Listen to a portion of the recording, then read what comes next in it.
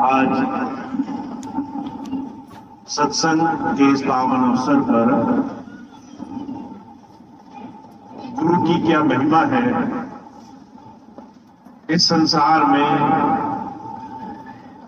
गुरु को इतना महान,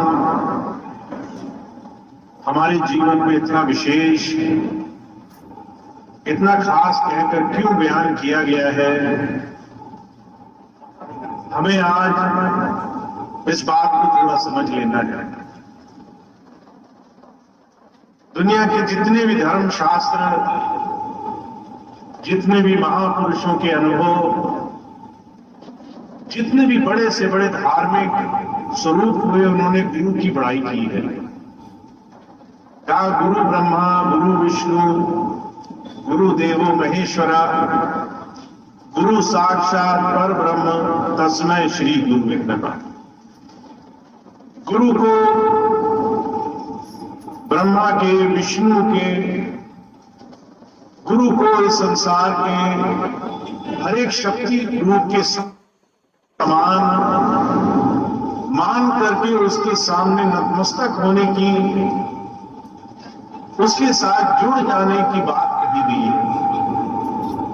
कहा गुरुबिन माला फेरते, गुरुबिन देते दान, गुरुबिन दान हराम है जब पूछोगे थोड़ा। गुरु के बिना, गुरु शक्ति के बिना संसार में जितने भी संसार के कर्म कांड, पूजा पाठ, जब तक नियम संयम के साधन है वो अधूरे हैं। उसके बगैर, गुरु शक्ति के साथ जुड़े बगैर दुनिया के सारे साधन पूरे नहीं होते हैं। गुरु तीरथ, गुरु पारजात, गुरु मंशा पूरणहार, सतगुरु दाता दान दे तो उधरे सब संसार। तीरथ बरत दुनिया के बड़े से बड़े संसार को उतारने वाले साधन, उसमें भी गुरु की बड़ाई की गई है। जब सारे धर्म शास्त्र दुनिया के बड़े बड़े महापुरुषों के अनुभव गुरु की बड़ाई कर रहे हैं, तो मन में विचार आता है आखिर गुरु है कौन, गुरु की सच्चाई क्या है। आज अगर आप देखें संसार में तो हर जगह गुरु मौजूद है। जगह जगह बड़े बड़े वेदों का भाष्य करने वाले, बड़े बड़े पाठ करने वाले, भागवत कथा कहानी सुनाने वाले, दुनिया में आज अगर देखा जाए गुरु को ढूंढने चले तो गुरु की कमी नहीं है संसार में। फिर किस गुरु की चर्चा, किस गुरु की बात बड़े बड़े महापुरुषों ने, धर्म ग्रंथों ने कही है। हमारे स्वामी जी महाराज ने वेदों का जब भाष्य किया तो वेद में एक जगह उन्होंने इस बात की चर्चा करी है, गुरु वो है जो अंधकार का नाश करता हो। गुरु दो शब्दों से मिलकर बना है। गु माने अंधकार, रू का मतलब निरोधक, जो अंधकार का नाश कर दे।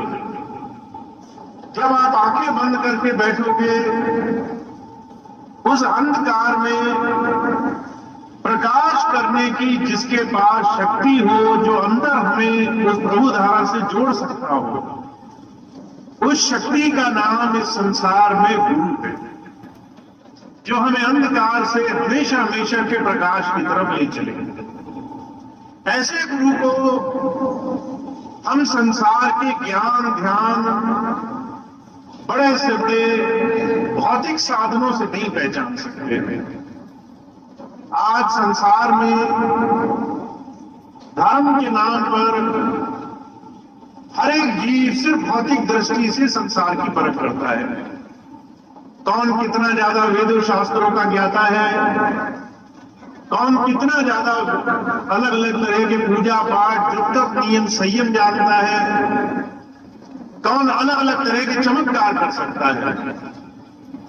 महाराज जी फरमाया करते थे ईसा मसीह के पास एक बार एक आदमी गया, कहने लगा, महाराज संसार में चमत्कार को नमस्कार है, अगर आप चमत्कार कर सकते हो तो मैं आपको मानूं। तो ईसा मसीह कहने लगे, चमत्कार होता क्या है?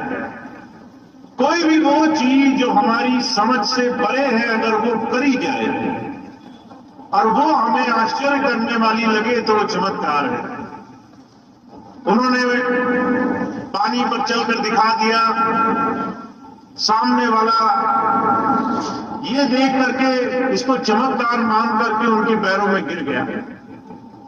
जब ये बात हुई तो ईसा मसीह कहने लगे, जिस चीज के लिए तुमने मुझे चमत्कारी मान लिया वो काम पशु पक्षी अलग अलग तरह के जीव जंतु आसानी से कर लेते हैं। एक मछली के बराबर तुमने मेरी तुलना करी। एक मछली रोज पानी में तैरती है, कभी पानी में डूबती नहीं। उस कला से तुमने मुझे चमत्कारी मान लिया, मुझे तुमने बहुत बड़ा सिद्ध पुरुष मान लिया। चमत्कार ही अगर संसार में उस परमात्मा की सच्चाई, अपने ईश्वर अपने प्रभु की सच्चाई को जानने की परख होती तो संसार में अलग अलग तरह के चमत्कार मौजूद हैं। पर दुनिया में चमत्कार से किसी ने इस संसार में अपने जीवन की सच्चाई को नहीं समझाया। हमारे स्वामी जी महाराज कहा करते थे, जीवन में एक ही चीज है जिससे हमें गुरु जीते जी छुड़ाने के लिए आता है, वो है जन्म और मरण किए इस अनंत काल से चले आ रहे जीवन चक्र से। हर एक जीव जिसने जन्म लिया है उसके जीवन में सबसे बड़ा भय, सबसे बड़ी पीड़ा है कि एक दिन उसे संसार से जाना होगा। और उसने संसार में जो कुछ भी कमाया, धन दौलत पैसा मान सम्मान पदवी, ये सारी चीजें छोड़ने की पीड़ा दुनिया में बड़ी असहनीय होती है। अगर किसी इंसान के कमाई में से जरा सी चीज आप उससे छीन लें तो देखिए वो संसार में कितनी पीड़ा में चला जाता है। आज लोगों की जमीन जायदाद पैसा मान पदवी में से जरा सी चीज आप छीन लो तो उनको इससे ज्यादा कष्ट किसी और चीज से नहीं हो सकता। हमारे स्वामी जी महाराज कह रहे हैं, ऐसी तमाम कष्टों से पीड़ाओं से संसार बंधा हुआ है और उसे ये मालूम है कि हमारे जीवन में ये सारा जीवन चक्र एक न एक दिन समाप्त जरूर होना है। उसके बाद भी हम सारा जीवन संसार को ऐसे भोगते हैं जैसे संसार कभी छूटेगा नहीं। और एक समय ऐसा आता है जब शरीर छूटता है, उस वक्त जो पीड़ा होती है उस पीड़ा के छोटे छोटे अनुभव का बखान वेदों शास्त्रों में किया गया है। स्वामी जी कहते हैं, जब किसी इंसान का अंत समय आए तो परमात्मा पहले जो है 3 जगह उसके प्रहार करता है। 3 चीजें ऐसी हैं जो समय रहते हैं, अगर आपने जीवन का मोल नहीं जाना तो आपकी मृत्यु से पहले 3 चीजें आपकी धीरे धीरे छुट्टी पड़ जाएंगी। पहली चीज ये है, शरीर में समर्था नहीं रहेगी। आप अगर अनशन होगा तो किसी से बता नहीं पाओगे कैसा कष्ट हो रहा है। आपको वो कष्ट खुद अपने आप अकेले ही भोगना पड़ेगा। और स्वामी जी कहते हैं, मृत्यु की पीड़ा ऐसी है कि 1000 बिच्छू एक साथ डंक मार दे उसकी पीड़ा कम है, मृत्यु की पीड़ा ज्यादा है। फिर दूसरी जगह वेदों में कहा गया है, अगर एक कटीली झाड़ी को मुंह के रास्ते से डाला जाए और सारे शरीर को भेजती हुई अगर उसे मल के रास्ते से निकाला जाए, वो जो पीड़ा होती है वो पीड़ा भी कम बताई गई है, मृत्यु की पीड़ा उससे ज्यादा है। और दुख की बात यह है कि उस पीड़ा को हम किसी को बता भी नहीं पाते। ऐसी पीड़ादायक, ऐसी कठिन, ऐसी सबसे ज्यादा दुखी कर देने वाली स्थिति को अगर कोई जानता है तो वो गुरु शक्ति जानती है, जिसने जीते जी जीवन के इस भेद को जाना है। इसलिए जब भी आप सच्चे गुरु के पास जाओगे तो वो आपको आत्मज्ञान देकर के जीवन और मरण से छूटने के रास्ते की तरफ जोड़ने के लिए आते हैं। गुरु नानक देव जी महाराज कहा करते थे, सारा संसार जिस मृत्यु से भाग रहा है, संत आते हैं उस मृत्यु का ज्ञान हमें कराने के लिए। हमारे स्वामी जी महाराज बड़ी अच्छी सी कहानी सुनाया करते थे। एक राज में राजा 5 साल के लिए चुना जाता था। जब 5 साल पूरे होते तो राजा को सारे दरबारी लोग नदी पार एक जंगल में छोड़ आते। जंगल में बहुत सारे खूंखार भेड़िए जानवर थे। वो राजा अकेला पड़ जाता, जानवर मार के खा जाते उसे। दरबारी वापस लौटते वक्त जो भी पहला आदमी दिखाई देता उसको अगले 5 साल के लिए राजा बना देते थे। ये परंपरा चलती रही। हर 5 साल जो भी राजा बनता वो दौलत के नशे में चूर हो जाता। राजपाट देख करके, ऐशो आराम देख करके, ऐसा सुखी जीवन देख करके उसे ये याद नहीं रहती थी कि 5 साल तो खत्म हो जाने हैं। हर बार 5 साल खत्म होने पर राजा को जंगलों में छोड़ के आया जाता था। एक बार एक आदमी आया, बड़ा विवेकी था। उसे गुरु जी ने ये भेद दिया कि ये याद रखना 5 साल खत्म हो जाने, अगर पहले से इसकी सुध-बुध नहीं ली तो जो आपसे पहले आए हुए लोगों का हश्र हुआ वही तुम्हारा भी होगा। इस बार विवेकी पुरुष राजा बना तो पहले से चिंता सताती थी 5 साल बाद तो जंगल में छोड़कर आया जाएगा। तो उसने चुपचाप पहले जाकर के मुआयना किया कि जंगल में किस तरह के खूंखार जानवर रहते हैं। उसने चुपचाप अपने सिपाही लगाए, जंगल की सफाई कराई, सारे जानवर पकड़वा लिए, सुंदर महल बस्ती बनाई, बड़ा सुंदर रहने का आलीशान आसन बनाया। अब जब 5 साल बाद इस राजा को हटाया गया तो दरबारी बड़े खुश थे, इसको हम ले जा रहे हैं, मौत के हवाले करेंगे। ये राजा विवेकी था, खुशी से जा रहा था कि मुझे मालूम है मुझे कहां जाना है, यहां मृत्यु नहीं, यहां हमेशा का जीवन है। तो गुरु नानक देव जी महाराज कहा करते थे, जिस मरने से जग डरे मेरे मन आनंद, कब मरूं कब पाऊं पूर्ण परमानंद। सारा संसार जिस मृत्यु से डर रहा है वो मृत्यु मैंने देखी है। वो मृत्यु कुछ और नहीं है, शरीर छोड़ने का नाम है। और अगर जीते जी मैंने शरीर छोड़कर देख लिया इस शरीर के दूसरी तरफ क्या है, उधर प्रभु की बनाई दूसरी दुनिया में कैसे जाया जाता है, वहां जाने का रास्ता क्या है, वहां जाने का तरीका क्या है, तो मैंने पाया, एक बार मैंने अपने गुरु से वो युक्ति सीखी।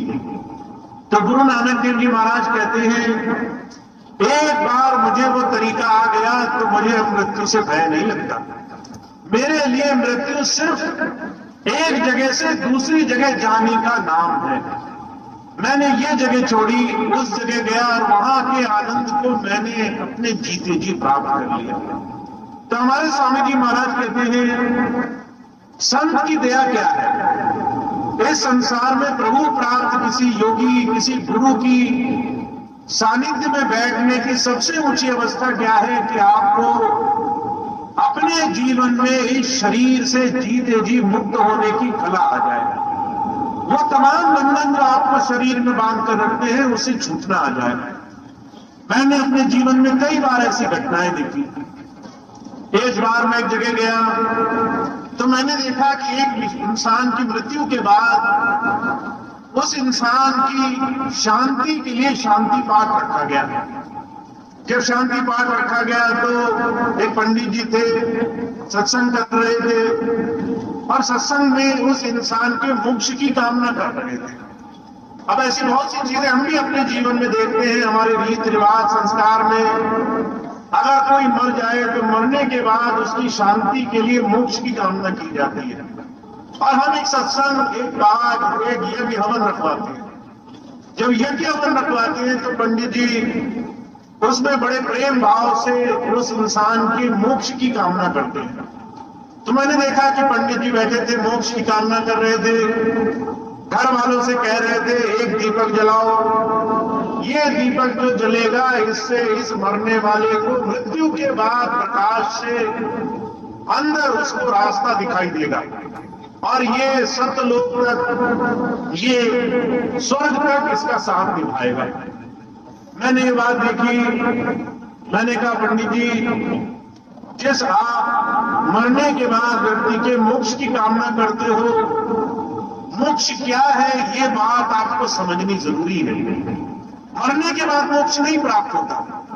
मरने के बाद किए गए रीत रिवाज साधन आपको पहले के जीवन में कुछ मदद नहीं करते। मोक्ष नाम है मुक्त होने का। हरे उस धारा से, हरे उस बंधन से, आसक्ति से, जिसमें सारा जीवन हम संसार में लगे रहे। और अगर हम अपने जीवन को देखें तो सुबह से लेकर शाम तक हम मन करके संसार में उलझे हुए हैं। हमारे महाराज जी कहा करते थे, आप किसी के भी जीवन को एक दिन की दिनचर्या को आप उठा करके देखो, वो सुबह होते ही संसार की चिंताओं में मगन हो जाता है। सुबह से ही चिंता लगनी शुरू हो जाती है, आज ये काम करना है, आज ये काम करना है। सुबह से ही परेशानियां घेर लेते हैं कि ये काम मेरा बना नहीं, वो काम मेरा बना नहीं। सुबह से ही परेशानियों से हम फिर करके सारा जीवन गुजारते हैं। अर्जुन कहा करते थे 90% आपके जीवन में जो दुख है वो मन करके हैं। इस मन से हम संसार में अपने जीवन की असली अवस्था को भूले हुए हैं। इसलिए स्वामी जी महाराज क्या कहते हैं, अगर आप ये बात समझ लो कि आपको संसार में डुबोने वाला, संसार के दुखों में लगाने वाला ये मन है, इस मन से आपके जीवन में तरह तरह के विकार उत्पन्न हो रहे हैं, तो आपको इस मन का साथ छोड़ना, इस मन के साथ से छूटने के रास्ते पर चलना जीवन में आ जाएगा। कई बार आप में से बहुत से लोग होंगे, अगर उनको कोई काम करने को कहा जाए तो कहते हैं हमारा मन नहीं करता, हमारा मन नहीं मानता। कह दिया जाए कि ये काम अच्छा है, इसको कर लो, कहेंगे आज मन नहीं कर रहा, फिर किसी और दिन करेंगे। हम 90% इस मन करके संसार में उलझे हुए हैं। हुजूर फरमाया करते थे, एक बहुत बड़े विद्वान हुए, उन्होंने इस बात को समझाने के लिए बड़ी मेहनत करी। उन्होंने कहा एक इंसान या तो भूतकाल में या भविष्य में अपने मन करके बहुत सारे संसार के दुखों को उसके होने से पहले ही भोग लेता है। अगर आपको ये बात पता चल जाए कि आपके जीवन में आगे आने वाले समय में कोई काम बिगड़ने वाला है, तो आपको आज से ही उसकी चिंता होनी शुरू हो जाएगी। बच्चे होते हैं, माँ बाप होते हैं, पहले से ही चिंता करते हैं ये बच्चा पढ़ करके कुछ बड़ा बनेगा या नहीं बनेगा, और वो पहले से ही, आज से ही उस चीज के लिए अपने मन में दुख संभाल लेते हैं। अगर आपको पता चल जाए 2 दिन बाद कोई बीमारी लग सकती है, तो हम आज से ही उस बीमारी का दुख भोगने लग जाते हैं, आज से ही हमारे अंदर पीड़ा आने लग जाती है। हुजूर कहा करते थे विज्ञान में इस चीज की परख हो चुकी है। एक बार एक आदमी, उसको जो है, जब उसका अंत समय आया, मरने वाला था, तो एक डॉक्टर ने कहा कि मैं तुम्हारे साथ एक परीक्षण करना चाहता हूं। अब वो मरने तो वाला ही था, उसने कहा कि आप जो करो ठीक है। तो मरने से कुछ दिन पहले उसे एक कुर्सी पर बिठा दिया गया और उसके हाथ बांध दिए गए। कहने लगे तुम्हें मरना तो है ही, अगर मैं तुम्हारे सामने एक सर्प लाऊं और सांप जो है तुम्हारे सामने छोड़ूं तो तुम्हें डर लगेगा। कहने लगा मैं तो मरने ही वाला हूं, मुझे क्या डर लगेगा, मुझे तो मौत रोज दिखाई देती है। अब ये बात कही तो वो डॉक्टर साहब थे, कहने लगे चलो फिर आज इसका परीक्षण करते हैं। उसको एक कुर्सी पर बिठाया, हाथ बांध दिए। दूर से एक आदमी धीरे धीरे एक सांप लेकर उसकी तरफ बढ़ने लगा। जब सांप बहुत नजदीक आ गया तो जो है डॉक्टर ने उस आदमी के हाथों पर पट्टी बांध दी और पास गए, उसके हाथ पर 2 चीजों से प्रहार किया, जैसे सुई से नोक मार देते हैं। अब उस आदमी को लगा कि मुझे तो सांप ने काट लिया, और जब उसको ये लगा तो वो थोड़ी देर बाद उसी कुर्सी पर बैठा बैठा मर गया। अब ये बात जब दूसरे डॉक्टरों को पता चली तो वो आश्चर्य से चकित रह गए कि ना सांप से हमने इसे कटवाया, ना सांप ने इसे डंक मारा। इस आदमी को सिर्फ ये भय हुआ कि जिस चीज से मुझे चोट लगी वो सांप के निशान थे, वो सांप का डंक था। इस भय से वो मर गया। उन्होंने उसके शरीर का परीक्षण किया और जो कहा करते थे आज भी इस चीज के वैज्ञानिक तथ्य मौजूद हैं। सिर्फ इस भय से कि हमारे जीवन में क्या हो सकता है या हमारे जीवन में क्या हो चुका है, हम अपने जीवन में 90% दुख भोगते हैं। उस आदमी के शरीर का जब परीक्षण किया गया तो शरीर में उसके जहर भी बन गया था। अपने आप मस्तिष्क ने, दिमाग ने जहर भी बना दिया कि इसके शरीर में जिस चीज से चोट लगी वो सांप के ही दंत थे। तो जो कहा करते थे इस संसार में जिसे हम सच्चाई मानते हैं वो हमारे मन की बनाई हुई है। अगर मन किसी चीज को सच मान ले तो वो सच ना होते हुए भी सच हो जाता है। अगर हमें कोई ये बोल दे कि आज से 10 दिन पहले तुम्हें किसी ने गाली दी थी, बड़ा उल्टा सीधा बोल रहा था, चाहे आपने उसकी बात सुनी हो न सुनी हो, आपको उतनी पीड़ा होगी जितना आज गाली सुनने पर होगी। आपके अंदर उतना ही दुख पैदा होगा जितना अपने सामने किसी की गाली सुनने पर पैदा होगा। तो जो कहा करते थे मन करके जिस संसार में हम फंस चुके हैं, जिस संसार में हम सारा दुख इस मन करके भोग रहे हैं, वहां सिर्फ गुरु जो हमें अंदर जोड़ सकता है वो हमें जिस जीवन मरण से छुड़ा सकता है। और वो कैसे करता है? वो जो कहा करते थे पहले मन की व्यवस्था को आपको समझ लेना है। मन लोभी, मन लालची, मन चंचल, मन चोर, मन के चले मत चालिए, मन पलक पलक छोड़। पहली चीज ये है कि आपको किसी पूर्ण गुरु का सानिध्य मिले जो सबसे पहले आपको ये बात समझाए ये जीवन आपका तभी सफल है जब आपने शरीर छूटने पर क्या होता है उस कला को आज से सीखना शुरू कर दिया है। आप दुनिया के सारे काम करो, खाओ पियो, सो जागो, दुनिया के सारे कारोबार करो, पर अगर जीते जी शरीर से कहां जाना है ये कला नहीं सीखी है तो मरने के बाद कोई कितना ही शांति पाठ करे, कितना ही आपके लिए बोले कि हमारे करने से तुम्हें मोक्ष मिल गई, वहां जीवन में कुछ भला नहीं होने वाला। तो जब संत आते हैं, गुरु आते हैं जिनकी इतनी बड़ाई की गई है शास्त्रों में, तो वो यही बात समझाने के लिए आते हैं कि हमें जीवन में इस मनुष्य शरीर से जीते जी अलग होने का तरीका, इस शरीर से बाहर निकलने का तरीका सीख लेना है। वो तरीका कैसे आता है? गुरु कहा करते थे वो तरीका आता है ध्यान से। कैसे हम ध्यान से अपने जीवन में उस प्रभु को साक्षात्कार करने वाले बनेंगे। अभी आजकल नवरात्रे के महीने चल रहे हैं। नवरात्रि इसे कहते हैं। कभी आपने सोचा नवरात्र जो मनाए जाते हैं इसका सही अर्थ तो हम पालन ही नहीं करते। इसका मतलब हुआ नवरात्रि, और रात में तो आप सो जाते हो, तो रात को कहने का क्या मतलब हुआ? सारा दिन हम व्रत रखते हैं, भूखे प्यासे रहते हैं, संयम बरतते हैं, पर जिस नौ रात का जिक्र किया गया उस रात को ही हम आंखें मूंद करके सोने में गुजार देते हैं। तो जो कहा करते थे नवरात्र और दशहरा, इसका एक बहुत सुंदर अर्थ वेदों में बताया गया है। कहते हैं आपके जीवन में संकल्प शक्ति हो, व्रत शक्ति हो। जब आप व्रत लेते हैं तो आप मन में एक धारणा करते हैं, ये काम करने के लिए मैं ये व्रत धारण करता हूं।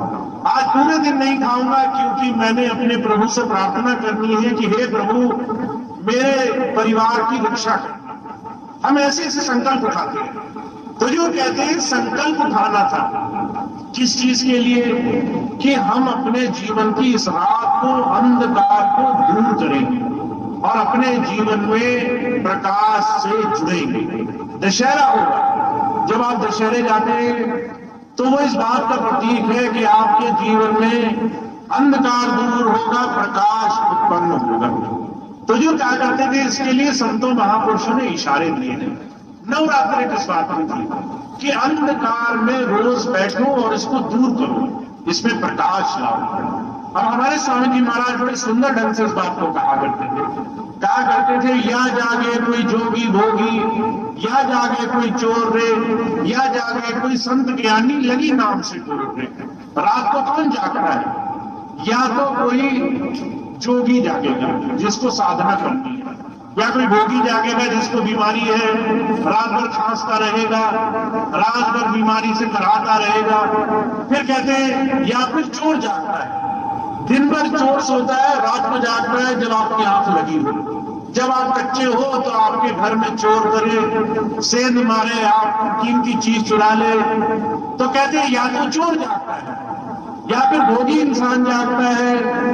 पर अगर आप संतों महापुरुषों को देखो तो साधु भी रात को अंधेरे में साधना करने में जीवन गुजारते हैं। जब सारा संसार सो रहा होता है तो किसी साधु को देखो, वो अंतर ध्यान दिखाई देगा, वो अंदर साधना में लगा होगा। जब सारी सृष्टि सो रही होती है तो संत महापुरुष ऐसे पूर्ण गुरु जीवन में साधना में अपना जीवन गुजार रहे होते हैं। तो जो कहते हैं नवरात्रि इस बात की परिभाषा है, हमारे और आपके जीवन में सुख समृद्धि आनंद, जीवन में सबके लिए उदय हो, सबका भला हो, इसकी प्रार्थना कैसे सफल होगी कि आप अंतर साधना में प्रार्थना करोगे। इसी बात को भगवान श्री कृष्ण ने कहा है, वो बहुत भाग्यशाली है जो अपने जीवन में सिर्फ अपने लिए नहीं जी रहा है। जो सिर्फ अपने लिए जी रहा है, अपने स्वार्थ के लिए जी रहा है, उसका तो जीवन व्यर्थ चला गया। जो अपने लिए दूसरों के लिए भी कामना करता है और उस कामना करने के लिए साधना करता है। तो क्या कामना करनी है? भगवान श्री कृष्ण कहते सर्वे भवन्तु सुखिना सर्वे सन्तु निरामया। सबके लिए जीवन में सबका भला हो, सबके जीवन में उचित काम हो, सबके जीवन में सुख आए, समृद्धि आए। सब सर्वे भद्राणि पश्यन्तु मां फलेषु कदाचन, कि सबके जीवन में सिर्फ और सिर्फ अच्छाई हो, ऐसी मैं कामना करता हूं। इस कामना के लिए मैं जीवन में साधना करता हूं। तो जो कह रहे हैं कि जब आप अपने इस मनुष्य शरीर को समझो तो ये मनुष्य शरीर सिर्फ खाने पीने, भोग बनाने, सिर्फ भोग की वस्तुएं बनाने का सामान नहीं था। आज लोग सिर्फ इस शरीर का इस्तेमाल इसलिए करते हैं कि शरीर को हमें भरना है, तरह तरह की चीजें इसमें डालने का प्रयास करते हैं। अगर कहीं जाएंगे तो खाने पीने पे जोर रखेंगे, अगर उससे मन नहीं भरा तो नशों में फंस जाएंगे, अगर नशे से भी मन की तृप्ति नहीं हुई तो जो है अलग अलग तरह के भोगों में लग जाएंगे। उन्हें लगता है जितना भोग कमा सकते हो उससे जीवन में सुख मिलेगा। पर जो कहा करते थे इस संसार में इस शरीर का उस जो उपयोग है, इसका सही जो इस्तेमाल है वो अपने जीवन में इससे उस प्रभु के साथ जुड़ जाने में, उसके साथ अपने जीवन में कैसे साधना करनी है उस चीज को कमा लेने में। और उसकी निशानियां दी है महापुरुषों ने। जब हम बिंदी तिलक लगाते हैं तो जो कहा करते थे ये निशानी बनाई गई कि यहां पर आपको साधना करनी है, इसके अंदर आपको ध्यान टिकाना है। आपने कभी सोचा बहनों के जब बिंदी लगाने का स्थान है वो दोनों आंखों के बीच में ही क्यों है? वो शरीर में किसी और हिस्से में क्यों नहीं है? हाथ पर बिंदी लगा लेते, पैर पर बिंदी लगा लेते, चेहरे में दाएं बाएं ऊपर नीचे कहीं और बिंदी लगा लेते। बीचों बीच स्थान क्यों है? क्योंकि इस स्थान को शिव नेत्र कहा गया है, इसको दशम द्वार कहा गया है। यहाँ दशहरा मनता है। ये दोनों आंखों के बीच में यहाँ पर उस प्रभु के देश जाने का दरवाजा है। इसी को संतों महापुरुषों ने अलग अलग तरीके से साधना का केंद्र बिंदु कहा है। तो जो कहते हैं गुरु मिले तो आपके अंदर ध्यान को उलट करके वो दोनों आंखों के पीछे अंधकार के पार उस प्रकाश के देश ले जाने की युक्ति सिखाने के लिए आता है। तो वो भाग्यशाली है जिन्होंने ये युक्ति सीखी है, जिन्होंने इस युक्ति से जीवन में उस प्रभु नाम को कमाया है, राम नाम को कमाया है, जिन्होंने ज्योति से जीवन में अंधकार को दूर करके प्रकाश से जीते जी मरने की कला सीख करके सच्चे जीवन को पाने का साधन पा लिया है। तो आप बहुत भाग्यशाली हैं। आप अगर धर्म में लगे हैं, पूजा पाठ में लगे हैं, अगर आप यज्ञ नियम किसी भी साधन में लगे हैं, तो आप एक कदम उस प्रभु की तरफ बढ़ा रहे हैं। बहुत से लोग तो ऐसे हैं जो नास्तिक हैं, संसार में भोगों में ही लग है। बहुत से लोग कहते हैं मेरा पैसा ही भगवान है, मेरी जमीन ही भगवान है। वहां आप किसी न किसी साधन से उस प्रभु की खोज कर रहे हैं, चाहे व्रत करें, चाहे उपवास करें, चाहे नियम संयम अपनाएं, चाहे माला फेरे, एक कदम आपने उस प्रभु की तरफ बढ़ा दिया है। अर्जुन कहा करते थे अगर इसके साथ साथ आपको गुरु मिल जाए, अगर गुरु का सानिध्य मिल जाए, गुरु से अंदर साधना का तरीका आपको मिल जाए, तो आपके जीवन में सारे काम सफल हो जाएंगे। आपके जीवन के सारे प्रयास उसी दिन से आपके जीवन में आपके लिए बनने लग जाएंगे। तो आप बहुत भाग्यशाली हैं। आप धर्म को, उस प्रभु की याद, उसकी साधना को मानने वाले लोग हैं। ऐसे में अगर आपको गुरु ज्ञान मिला हो और गुरु ज्ञान से साधना का पथ आपको जीवन में प्राप्त हो जाए, तो आपके जीवन के सारे काम बने बनाए हैं। तो हमारे स्वामी जी महाराज तो यही कहते हैं, जीवन सफल तभी है जब आपने जीते जी इस शरीर में उस प्रभु को, अपने इष्ट को खोजा है। इस शरीर के हरि मंदिर में उस प्रभु का वास कहाँ है ये जान लिया है। तो इस बात को जानने के लिए आपको जीवन मिला है। इस जीवन का बहुत सारा समय अभी तक निकल चुका है, बाकी कितना बचा है कौन जानता है, पर जितना भी बचा हो उस समय को अगर उस प्रभु की याद में लगा दिया जाए, उसकी याद के साथ साथ उसके नाम से जुड़ने में लगा दिया जाए, तो आपके जीवन के सारे काम बड़ी आसानी से आपके जीवन में सफल होने लग जाएंगे। तो हमारे स्वामी जी महाराज इसी बात पर कह रहे हैं कि हमें जागृत होना है, जागना है, मोह माया के, विषय विकारों के, दुनिया के भौतिक क्षणिक सुखों की इस भाग दौड़ से बचना है और हमें सच्चे सुख के साधन से जुड़ना है। वो क्या है? कहा है हमारे जीवन में सिर्फ नाम, गुरु नाम हमारे जीवन को तमाम दुखों से छुटकारा दिलाने वाला। तो वो गुरु नाम अगर आपको मिल जाए, गुरु नाम से आप जुड़ जाए, उस नाम को कमाने लगे, तो जीवन धन्य हो जाएगा। तो स्वामी जी इसी बात को कह रहे हैं, इसी बात को मैंने आपकी सेवा में रखा है। आप बहुत भाग्यशाली हैं। आप साथ साथ गुरु नाम भी कमाया करें, गुरु नाम से भी लगा करें, ताकि जीवन धन्य हो जाए। तो इतनी बात है कि मैं अपनी बात समाप्त करूंगा। आज का सत्संग कार्यक्रम समाप्त होगा। एक प्रार्थना हम सब करते हैं ताकि जो भी हमने ये समय गुजारा ये अपने मालिक के चरणों में समर्पित कर सके। तो वो प्रार्थना अभी हम करेंगे, उसके बाद आज का कार्यक्रम संपन्न होगा।